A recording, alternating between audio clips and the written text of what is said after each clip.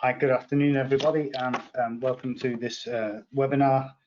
I'm Barri-Jon. I'm one of NQA's regional assessors. I'm here to talk to you today about a topic which is hopefully at the front and of everybody's mind, and that's simply business continuity and remote working.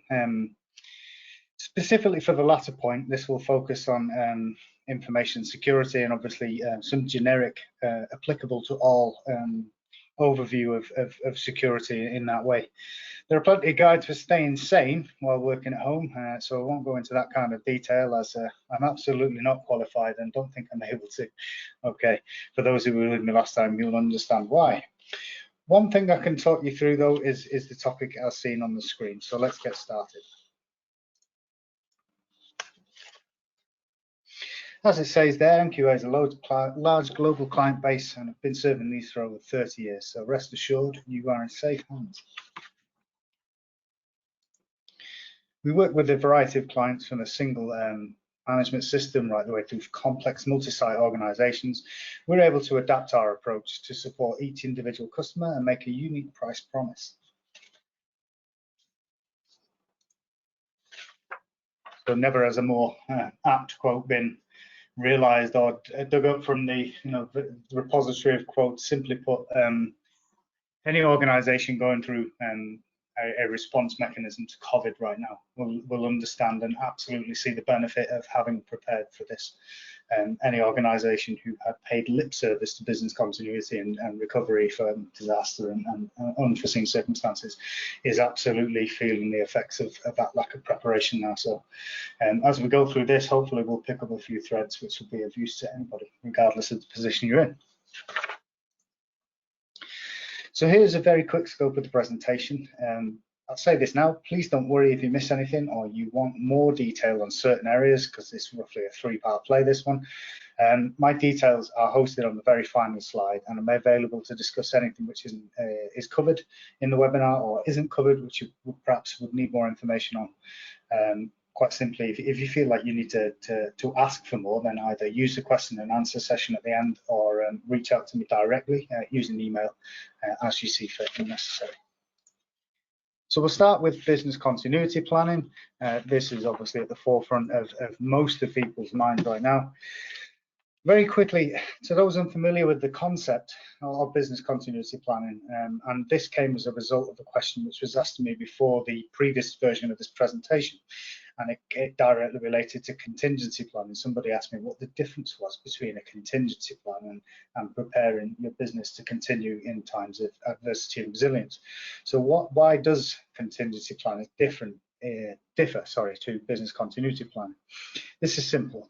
A contingency plan is a course of action which is designed to help respond when something unexpected happens and which stresses your routine or your original plan. It should be considered or could be considered as a plan B if anticipated results of an original plan are not realized. Contingency planning or contingency plans are important individual components of any wider business continuity plan or disaster recovery protocol. And the contingency plan is key to risk management. For example, a series of contingency plans will be part of the business continuity plan, so a plan to recover function A, function B, function C. So contingency for each of those functions will formulate the plan as a whole. We'll go through the things if it's not clear right now. However, on its own, contingency plan is not enough. More needs to be done to fully realise continuity when resilience is needed due to adverse circumstances. So the methodology I'm going to discuss as we go through this is aligned to ISO 22301. Okay, there are other business continuity methodologies out there. Quite simply, because NQA provides certification for 22301, this is the one I'm going to stick to for now. So what is a business impact analysis? This is the first critical step when developing a business continuity plan. In this phase, you're going to be required to identify what is your critical business operations. Additionally, you need to consider related resources which are required by employees to perform those functions. An effective business impact analysis not only identifies all of these elements, it also employs data, importantly, to prioritize business continuity efforts. Continuity concerns may present themselves on a scale. At one end, you have what you might call an inconvenience. That's something undesirable, but ultimately manageable. At the other end of that scale is something disastrous and possibly irreparable harm. So it's important when developing a business impact analysis, you make the distinction. Every department within a business or an organisation will naturally feel that they should be the focus of recovery based on the importance to that organisation. However, if you resource inconvenience, it will be a drain on finite resources. And this brings the need for data to the fore. When conducting a business impact analysis, there's no template solutions which apply to every organisation in each instance. That is why time spent planning is absolutely imperative and so vital to the process. It allows a fully customised plan to be generated and to mitigate risks effectively. So operations at risking. This includes possible risks with key operational functions which would greatly disrupt a business and customer continuity. It also involves the magnitude of risk to each function, which will help the business continuity plan stakeholders decide on appropriate strategies. So one example is looking at customer support. The description of that, a customer support team look after a 24-hour global operation through a live chat, for example, for customer calls across the globe. And the business impact is critical for this particular fictional organisation. So the impact could be described as 100% of live chats go through a customer support team in say, Europe, for example. 20% of live calls are routed to that same office. Any disruption would mean that no live chat support function can take place and a significant reduction in available resources to take calls. So that needs looking at and needs addressing. How are you going to get around that problem if that office in Europe is not available? So how do you develop a customized impact analysis for your business? So when you're developing the impact analysis, you need to look at each individual department and team and or area of the business, however you split it up, whatever your hierarchy looks like. As you do that, you need to consider three things. One is the timing or the likely duration of any outage or denial of facilities. Second is operational impacts, and third, most importantly perhaps, is financial impacts. So for example, if a function can't continue operations for an hour, a day, a week, a month, how does this impact your service delivery or production? For customer-facing areas, the impact can be measured fairly easily, but in other areas, the costs might not be apparent. So where there's a lack of cost data, you might want to consider things such as reputation, the employee relationships, vendor relationships, and any regulatory obligations. Don't assume these costs. In most cases, information will exist to provide something which gives you a quantifiable figure associated with any impact. Think about it long before you need this. So the next phase is recovery strategy, and this outlines all the relevant procedures to restore business operations after an incident or a crisis. A good recovery strategy includes a realistic recovery timeline and essential emergency resources.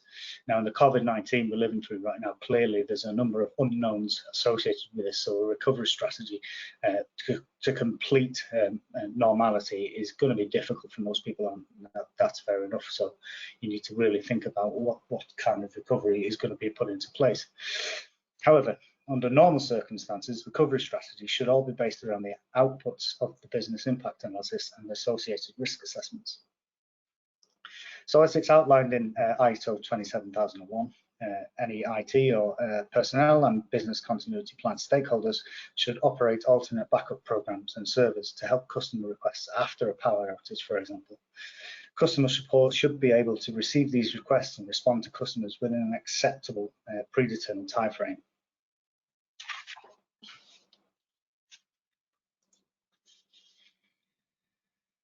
So once you've done the business impact analysis and you've had a look at any recovery strategy, which will follow an incident, then the next step and perhaps the most important aspect of generating a business continuity plan is to test. Okay, so it's all well and good having a plan in place, but simply will it survive the first sign of adversity? Is it resilient enough to do what you want it to do?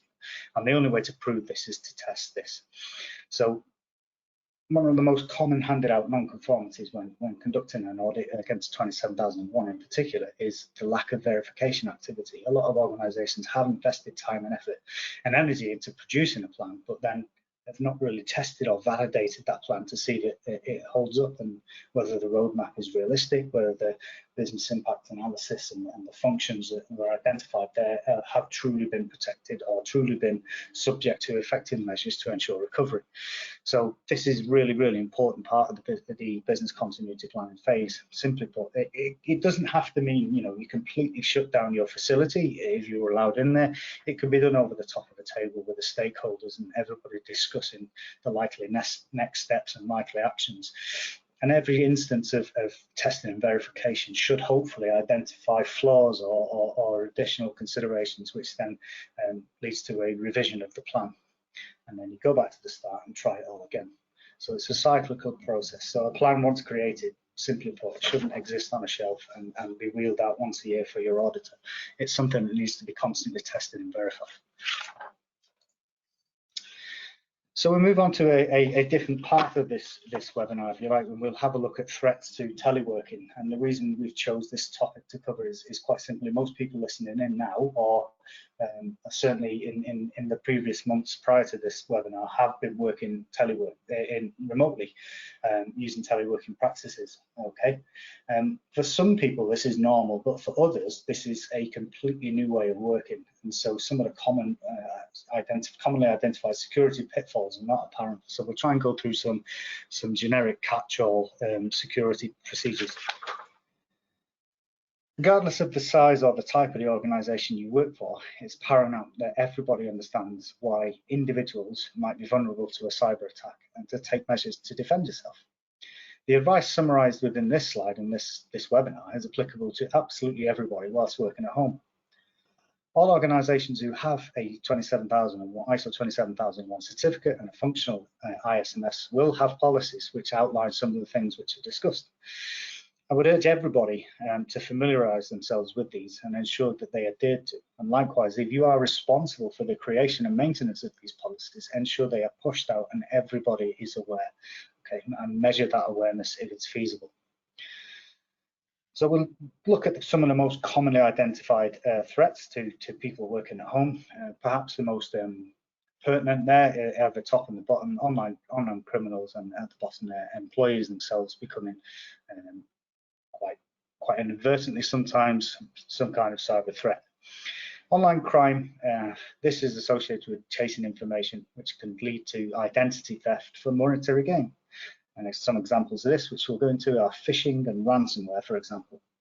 Some hackers do work in groups, or often alone, and they can sometimes not specifically target anything in particular. They're just testing their skills, although this can obviously lead to serious consequences. Employees, honest mistakes can have far-reaching consequences. Think about what data you're exposing to other people. If you've been given an organisational laptop to conduct some of the work you would ordinarily carry out at work in normal circumstances, then consider how you're using this, okay, and what data you're exposing to people you ordinarily don't engage with when you're doing your job. We may all send an email to the wrong address, okay, but there should be an information security awareness amongst an organisation to ensure that if this occurs, that you have obligations to report any such data loss. Specific to COVID-19, we've seen an increase in a number of areas of phishing and smishing, which is SMS phishing, so to speak.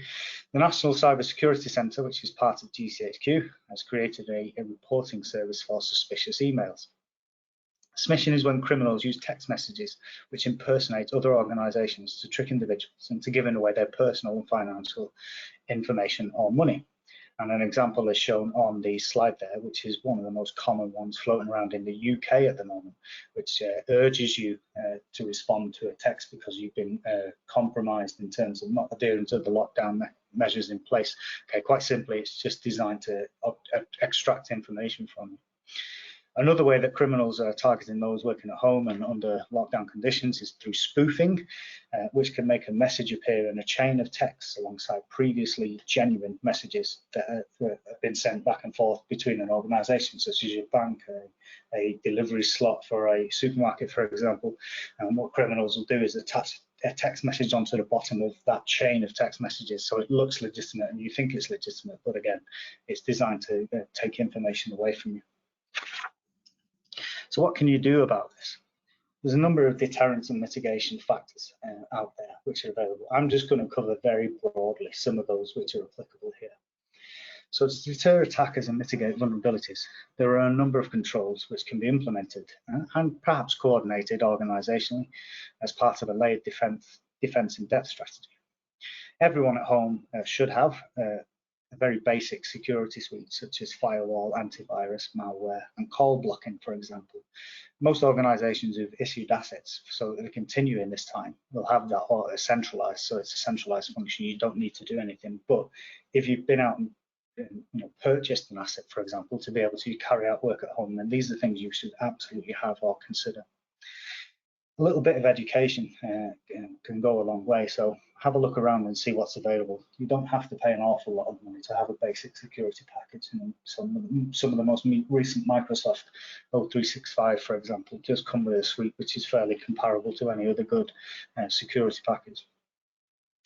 If you have this, it will minimize the impact of an attack. Not every attack can be mitigated entirely, but it will reduce the likelihood and minimize any impact if you are subject to a security breach.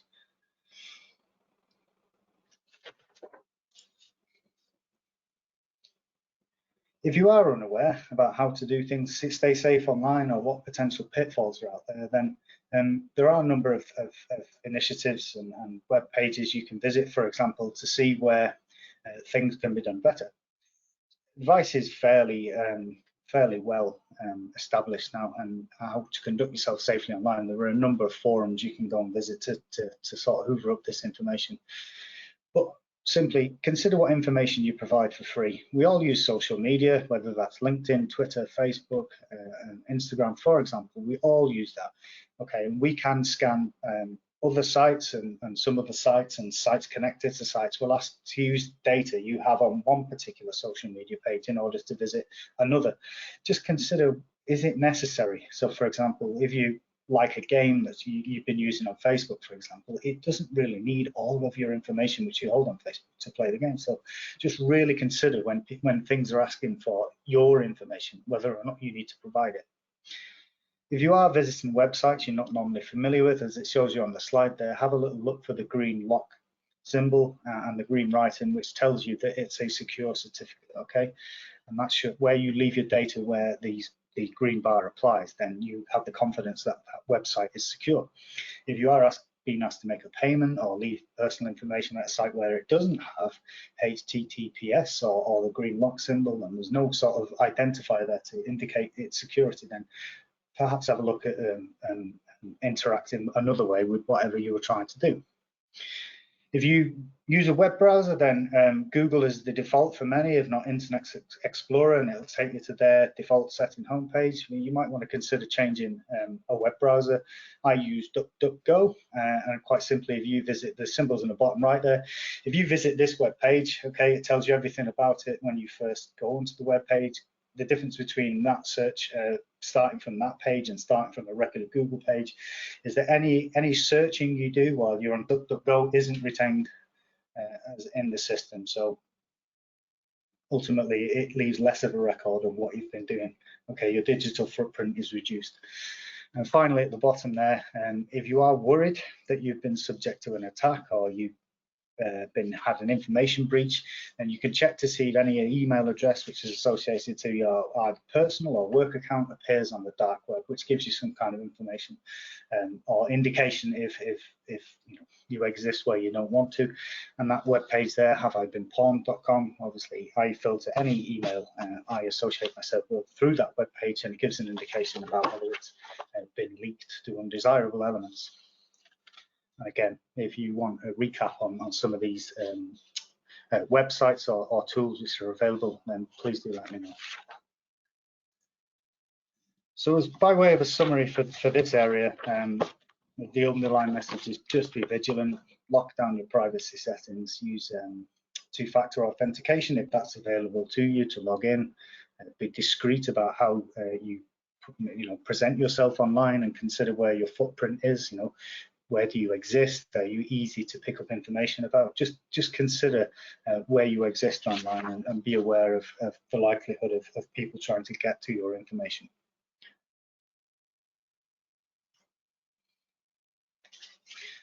For some people, this is fairly common sense, but for others, this might be something which is unfamiliar to you. And if you are a little bit lost in all of this, then again, if you want further information, or you'd like a guide on where to go to get more information, then please do let me know.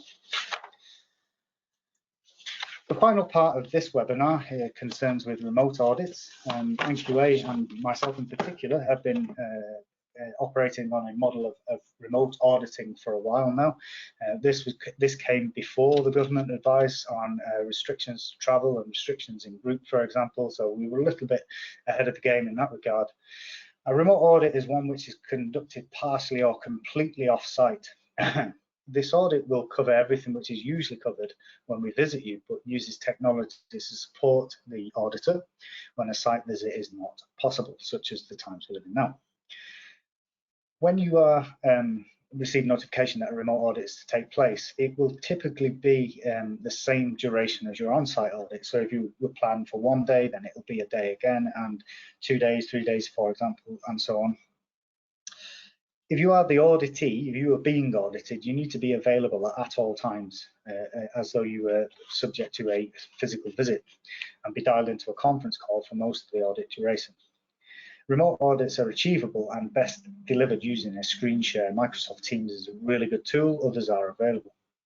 And this will reduce the amount of data and information which is transferred between you and your organization and NQA. You may be asked to email some documents, that's almost inevitable. However, any information you do send to NQA will be managed in accordance to our confidentiality and data privacy policies, which are available on our website to review. As you may expect, remote auditing is heavily reliant on technology. So there's a few simple logistical points you need to be aware of to get ready for your remote audit. First, you'll need a system which will allow an online conference call to take place. Video is ideal, but it doesn't have to be on video. We're using GoToWebinar now, but there's also GoToMeeting, of course, Microsoft Teams, Google Hangouts, or Skype. I've used all of these as we've been going through this last couple of months, and they all work effectively with a bit of preparation and practice. If you simply do not have access to a system like this, or in one circumstance I had recently, the connection, the Wi-Fi available to the auditee was pretty poor, then we can send a meeting invitation via our own Teams, and you can use voice only. If connectivity is not possible or just not working on that day, then we can work around it using a phone call and an email as a last resort. If you have installed technology which you're not familiar with just to conduct the audit, then please make sure you're familiar with that ahead of the audit to avoid any delays on the day. Documentation will inevitably be requested. If you've been subject to an audit before, then hopefully you'll understand what kind of documents are going to be required. If this is your first time, then the auditor may need to expose you to all policies and activities under scope. So it's best to just have as much available before the day as you can. The auditor should be sending you a plan a minimum of 2 weeks before the audit date. So please engage early and discuss any potential areas where understanding isn't prevalent. Equally as important as all of the things we've just discussed there is just relax. We've all commuted just a matter of yards to get from the bedroom or the living room to the office. Some of us don't even have that luxury. I've got parental responsibilities and I need refreshments too. We're here to help and work together and let you maintain the management system to get you through this time and out at the other end with a certificate in place.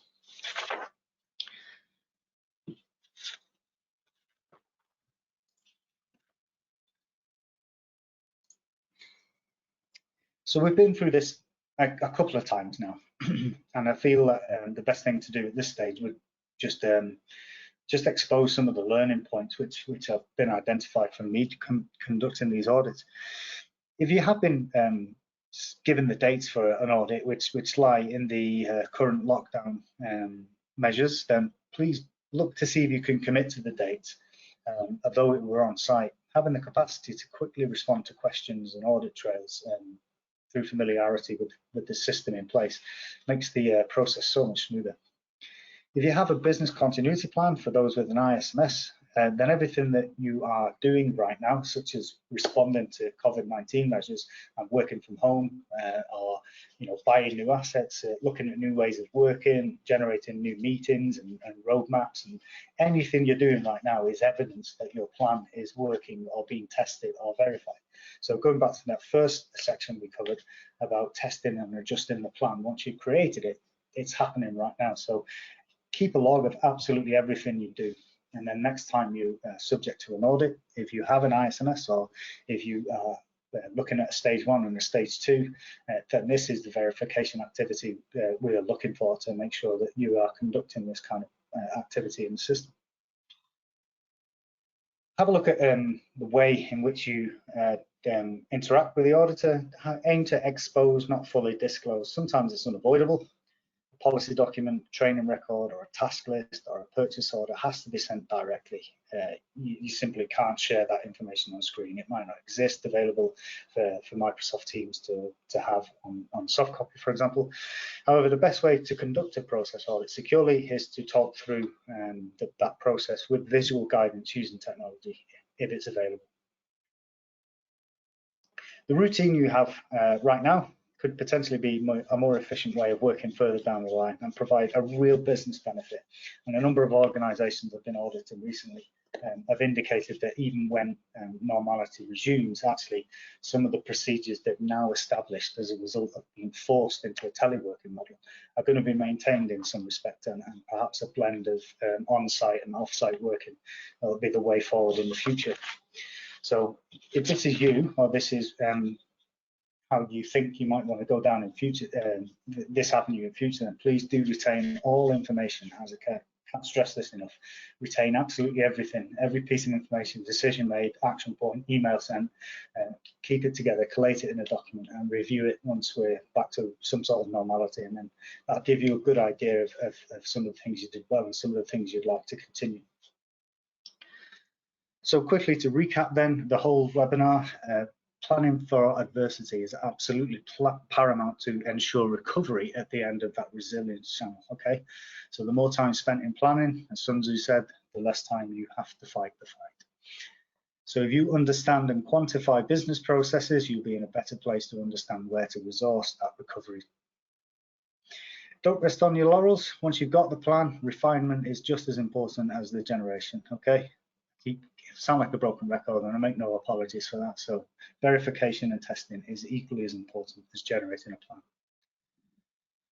While in teleworking practices, the threats to your organisation and you people as individuals are more potent, and the risks associated with that are increased when you're in a teleworking model.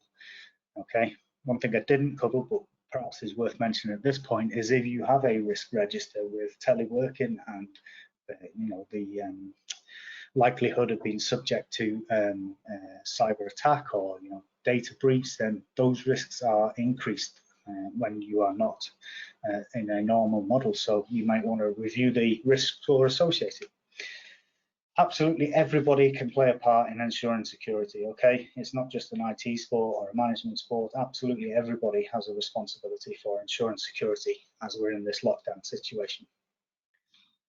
And finally, as it says at the bottom there, remote audits are a viable way of maintaining certification, and moving forward, who knows, it may be a blended option we adopt from 2021 onwards. That's something we're very much looking at now. So, partial site visit with partial off-site. So it may be the future. It's not for everybody, and we understand that, and we'll adopt our approach as necessary. But I think doing remote audits in the way we've been able to do them now is certainly valuable. Finally, last one from me, just keep smiling, keep sane, keep safe, and once this is all finished, hopefully we'll get back together, so to speak, and be able to see each other once more and conduct an on-site audit and shake hands, and everything will be okay. But in the meantime, if we can do anything at all to help you get through and maintain your certificate, or any questions you have about this webinar or anything ISMS, PINS related or business continuity related, then my details are on the screen there. I noticed a couple of questions have come in already, so I'll address those now. If you haven't got time to ask or remain on the line while I answer the questions, then please do drop me an email and I'll be happy to respond as soon as I'm able. The only thing that remains for me to say is thank you for joining us. As always, it's been a pleasure, and I realise it's a bank holiday weekend for us in the UK, so I really do appreciate you tuning in on a Friday afternoon. It's been a pleasure to speak to you. I've been your host, and thank you for joining us. So we have a couple of questions.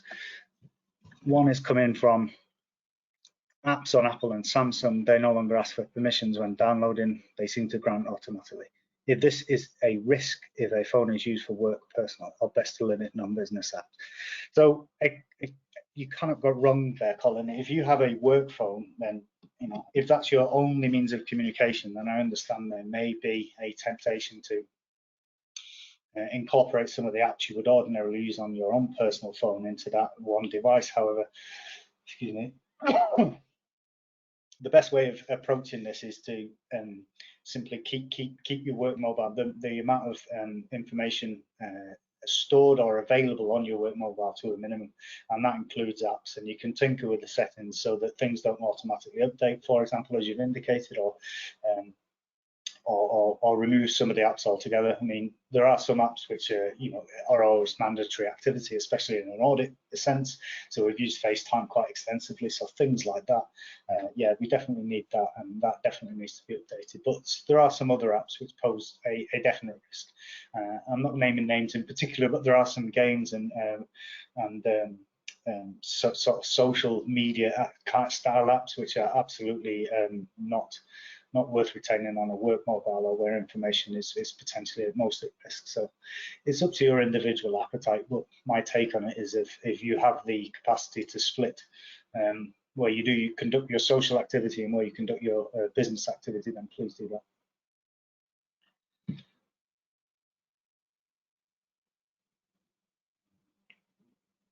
Okay, yeah, there's one about remote auditing. Yeah, so as I said in the webinar, the auditor will speak to you and send you a plan at least 2 weeks before the start date of the audit. You should have a communication channel open a long time before you receive the plan just to establish expectations and a little bit of a walkthrough, talk through. Certainly that's been my approach, and I know the other guys have been doing that as well. So if it's been if you're about a month out, then yeah, I think it's a good time to have a phone call at the very least. But certainly you should receive a plan at least 2 weeks before you get there. Yeah. No, you're welcome. That's okay. Also, are there any key recommendations to controlled staff working at home to maintain information security? So it's just a bit of advice and guidance and awareness, I would say. Yeah, so if you work in an organisation where the security of the asset you provided to personnel is centralised, so for example, I audit a lot of places where there's an IT department and they ensure that the security suite, which is available on each of the endpoints or laptops that people are using, is automated, so they can't turn that security off, or they can't turn off the latest update. And so therefore it's quite easy actually, and it goes a step further in some instances, and they restrict the software which is available to download onto that asset, for example. However, if you've sort of bought assets new and you've distributed them and let people get on with it, then yeah, I think just the very least you can do is raise awareness of your existing policies on security. But I mean, take it a step further and do your own little internal audit to make sure that there is a security suite or some kind of security control on each of the assets which have been provided, if that makes sense. Rather than single out any one particular product, which I don't think will be sort of ethical. If you want to drop me a line, then I'll sort of give you an indication of some of the ones I most commonly encounter, which seem to do the job. So yeah, Joanna, thank you for that question. I will. So on Wednesday, when the marketing team return, they've got an extended weekend.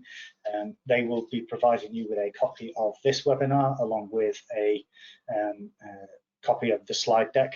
So the actual notes I've been referring to underneath the slide deck, no, you just get to see the slides. However, if, for example, you wanted a little bit more information about some of the web pages you can go to for sort of secure home working practices, for example, or generic security advice, or security suites for laptops, then if those things I don't sort of highlight in tremendous amount of detail for reasons of brevity in this webinar, but if that's the kind of information you want more access to, then please just drop me an email and I'll get back to you as soon as I can.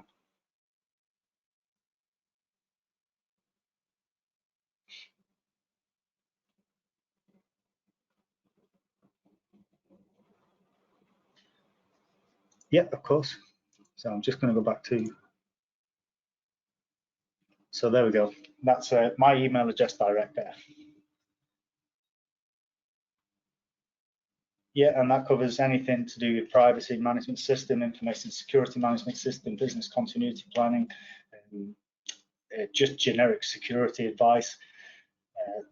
Those are the kind of questions I can definitely answer. If you're looking at any of NQA's other standards, then if you look at the slide provided, there are other channels to reach into NQA. But if you want to email me direct, then I will certainly pass you on to the most appropriate person. Yeah, no problem at all with that.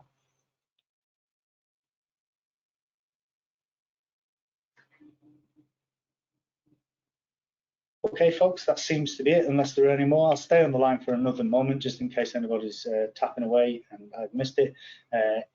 If there are no more questions, then once again, thanks for joining us and we'll speak to you again soon.